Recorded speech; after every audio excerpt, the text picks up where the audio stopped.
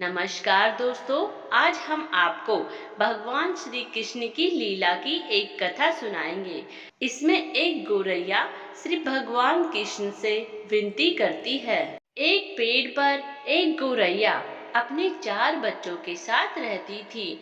जब उस पेड़ को उखाड़ा जा रहा था तो उसका घोंसला जमीन पर गिर गया, लेकिन चमत्कारी रूप से उसकी संतानें अनहोनी होने से बच गई।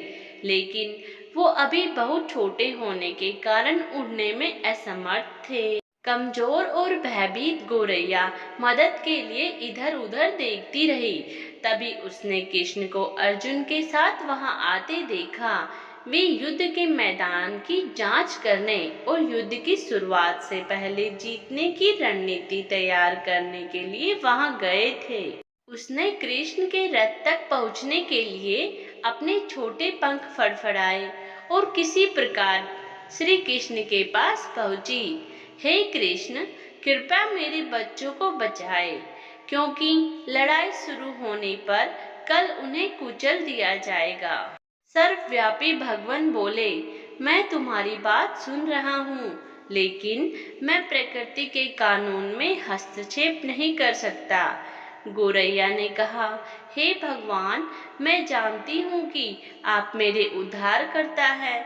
मैं अपने बच्चों के भाग्य को आपके हाथों में सौंपती हूँ। अब यह आपके ऊपर है कि आप उन्हें मारते हैं या उन्हें बचाते हैं। काल चक्र पर किसी का बस नहीं है। श्री कृष्ण ने एक साधारण व्यक्ति की तरह उससे बात की, जिसका आश्चर्य था कि वहां ऐसा कुछ भी नहीं था जिसके बारे में वो कुछ भी कर सकते थे। गौरैया ने विश्वास और श्रद्धा के साथ कहा, प्रभु, आप कैसे और क्या करते हैं वो मैं नहीं जान सकती। आप स्वयं काल के नियता हैं, यह मुझे पता है। मैं सारी स्थिति एवं परिस्थिति एवं स्वयं को परिवार सहित आपको समर्पण करती हूँ।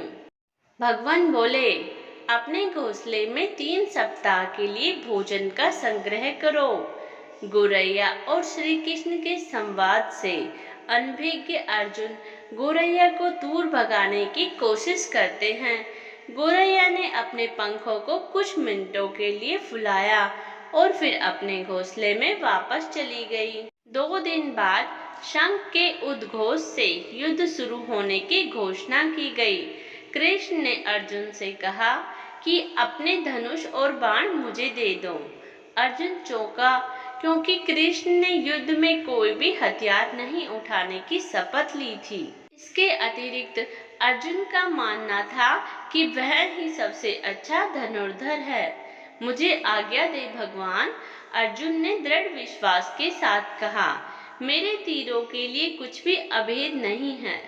चुपचाप अर्जुन से धनुष लेकर कृष्ण ने एक हाथी को निशाना बनाया, लेकिन हाथी को मार के नीचे गिराने की बजाय तीर हाथी के गले की घंटी में जा टकराया और एक चिंगारी से उड़ गई।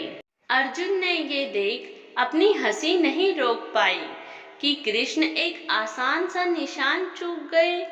क्या मैं प्रयास करूं? उसने स्वयं को प्रस्तुत किया।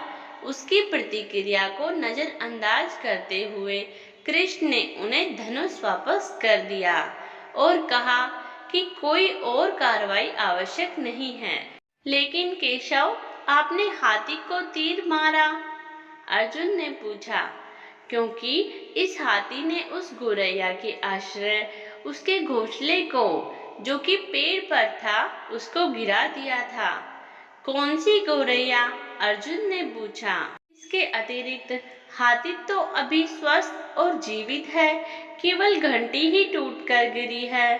अर्जुन के सवालों को खारिज करते हुए कृष्ण ने उसे शंख फूंकने का निर्देश दिया। युद्ध शुरू हुआ। अगले 18 दिनों में कई जानें चली गई। अंत में पांडवों की जीत हुई। एक बार फिर कृष्ण अर्जुन को अपने साथ सुदूर क्षेत्र में भ्रमण करने के लिए ले गए।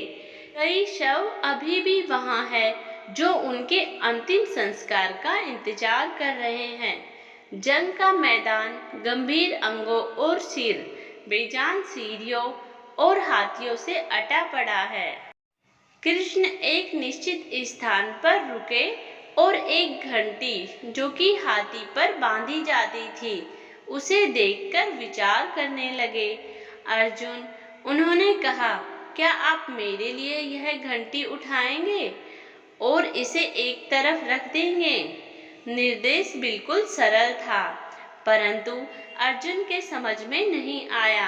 आखिरकार विशाल मैदान में, जहां बहुत सी अन्य चीजों को साफ करने की जरूरत थी, कृष्ण उसे धातु के एक टुकड़े को रास्ते से हटाने के लिए क्यों कहेंगे?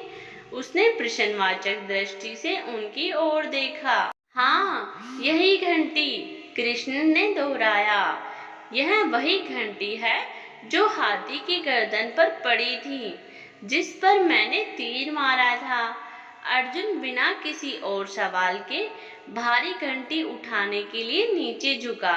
जैसे ही उन्होंने इसे उठाया, उसकी हमेशा के लिए जैसे दुनिया बदल गई।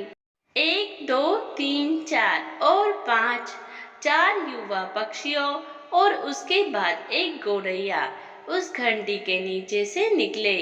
बाहर निकल के माँ और छोटे पक्षी कृष्ण के इर्द गिर्द मंडराने लगे एवं बड़े आनंद से उनकी परिक्रमा करने लगे।